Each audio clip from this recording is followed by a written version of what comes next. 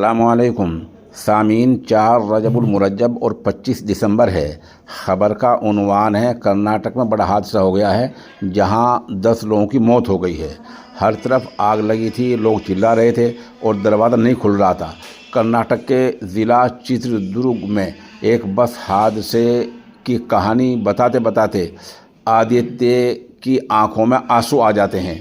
आदित्य उस मनहूस बस का मुसाफिर है जिसमें आग लगने के वाक़े से कम 10 लोगों की मौत हो गई है।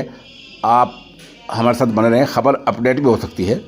और आदित्य ने सहाफ़ियों को बताया कि आग इतनी तेज़ से फैली कि कई लोगों को बचने का मौका तक नहीं मिला। उन्होंने कहा कि आग की तेज़ी से फैलने की वजह से बचाव का काम भी मुश्किल हो गया।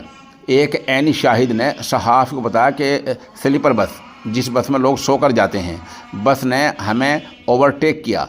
दूसरी तरफ से एक कंटेनर ट्रक आ रहा था। ट्रक अचानक डिवाइडर से टकराकर बस से टकरा गया। सचिन नामी इस ऐनी शाहिद ने मज़ीद बताया कि बस में जहां डीजल टैंक होता है, ट्रक उसी हिस्से में जाकर टकराया।